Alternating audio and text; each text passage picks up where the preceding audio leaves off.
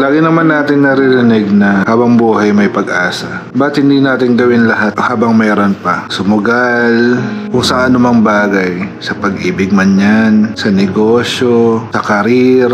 Minsan sa mga sugal na ginagawa natin, nasasaktan tayo, nahihirapan, nabibigatan sa buhay. Pero wag mong piliing sumuko, wag mong pipiling sumuko. Ipahinga mo lang saglit, huminga ka ng malalim, then lumaban ka ulit. Good morning. Ayun mga malengke ako para dun sa ulit ko negosyo na chili garlic. Sa video to, gusto ko lang ipakita ko paano ako ginagawa yung chili garlic ko. Okay? So ngayon mga malengke muna ako ng mga kailangan ko. Dito lang around Valenzuela lang din naman ako ng mga malengke. So I'm ready. Let's go. Kaya ako naisipin mag-business ng chili garlic kasi sobrang gusto ko yung chili garlic. Lalo na yung sa Master Siomai. Kasi yung chili garlic, sobrang nakakagana siya. Ayun lang, pag nag-chili garlic ka, napaparami kain mo. Kaya ba gusto nyo ba ng chili garlic? Mahilig ba kayo sa manghang? Ako di ako mahilig sa sobrang anghang. Yung tamang-tama lang, yung gaganaan ko sa pagkain. Yun lang naman din. Tatry lang din ako na, ayun nga, tulad ng sabi ko sa video. Meron akong mga maliliit na negosyo na sinusubukan. Like itong chili garlic ko, almost 2 weeks bago ko siya ma-final yung timpla niya. So ngayong goods na lahat at napatim ko na rin sa mga kaibigan ko yung gawa kong chili garlic. At okay naman yung mga feedback nila. Yun, let's final and let's go. Let's start this business. Let's go! So yun, mahilig ako magluto. Dami ko na rin na-try na ibenta dati. Lalo nung nagtatrabaho pa ako sa LTO main. Nag-try ako doon mag-siomai, pizza roll, mga merienda. Nagkaroon din ako dati ng business na pinaka-gusto ko at sana ay maibalik ko. Yung burger. Kasi sobrang hilig ko sa mga burger. Ayun, yung Canto Fried Chicken na. Basta mahilig akong mag-try ng luto. Hindi ako magaling magluto pero mahilig lang ako mag-invento. Kaya yan, yung chili garlic. Inaral ko siya, syempre sa YouTube. Marami naman dyan na tutorial paano magluto ng chili garlic. Although may idea naman ako kung paano. Nagpaka-sure ako para may improve ko pa yung gagawin kong chili garlic. So, ayun yung ipapakita ko sa inyo. Paano ko lang siya gawin. Ang aking Mercy Chili Garlic. Andito na ako sa palengke. Gulayan Bayan Center. Kadiwa. Magkano kilo ng bawang?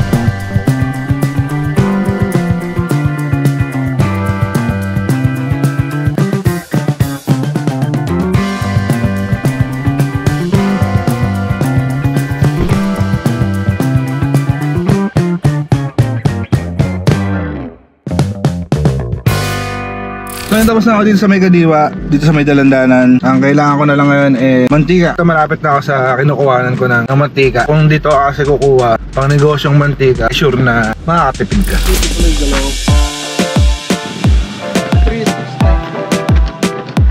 Pang chili garlic po. Dito na ako sa bahay. Wala na ang pagtatalop ng bawang. Okay, magbabalat na ako ng bawang. Ito yung pinakamahirap sa lahat, magbalat ng bawang. Paggawa ng chili garlic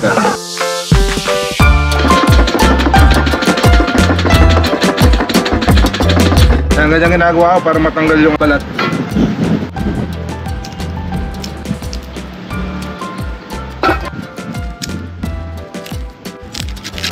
So yan, yung iba nagbabaklas-baklas naman tulad nito.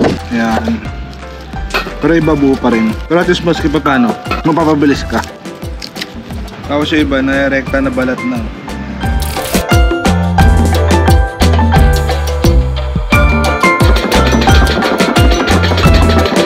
Okay, siguro may magsasabi dyan na ba't hindi na lang yung talop na bawang na yung pilin ko para mas papadali. Feeling ko kasi mas okay yung ganito kasi mas fresh siya pag ito yung nagtalop. Hindi katulad nung nakababad na dun sa palengke na talop na. Yun lang, feeling ko lang naman yan. Kaya natin gumamit ng kapangyarihan dahil dito sa kamay pag tumagad. Medyo mahinang klase lang yung gloves sa hanip na to.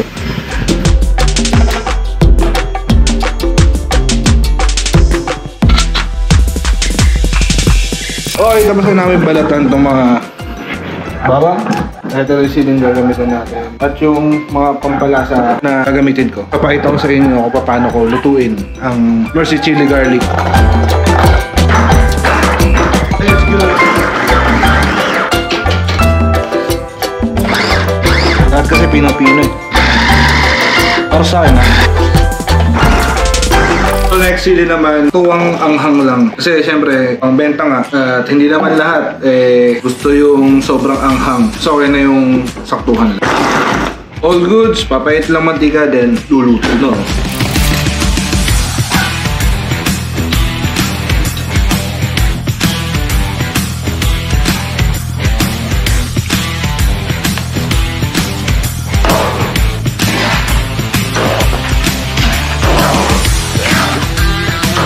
Halloween.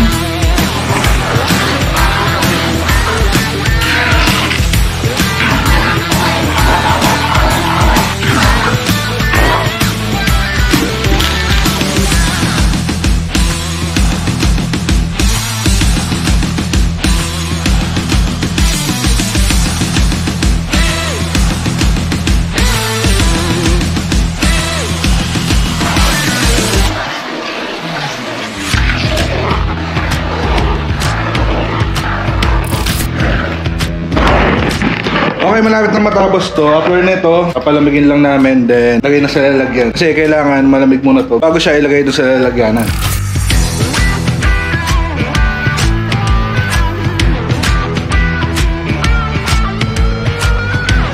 So yan, papatuyuin ko lang yan. Para bukas pagka gawa ko ng chili garlic, salin-salin na lang kasi bawal magsalin ng chili garlic sa lalagyan pag may tubig-tubig pa. Okay? Ay, guys! Wait lang, boy! Tapusin ko lang itong ano. Ayan ang chili garlic ko. Malapit na to. Mainit na yung bisita mo! Ano? Kalbo! So yun, malamig na yung chili garlic. I-repack na muna namin para ma-picturean and ma-display na rin. So abangan nyo yung page na itong chili garlic ko. Sana makabili kayo nito.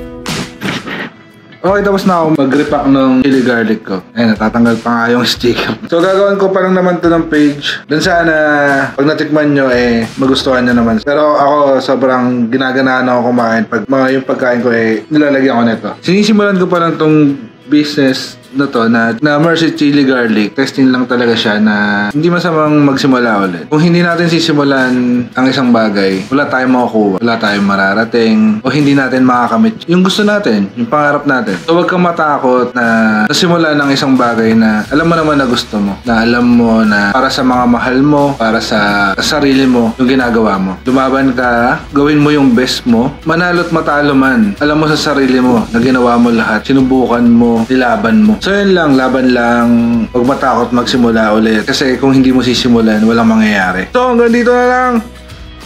Peace out!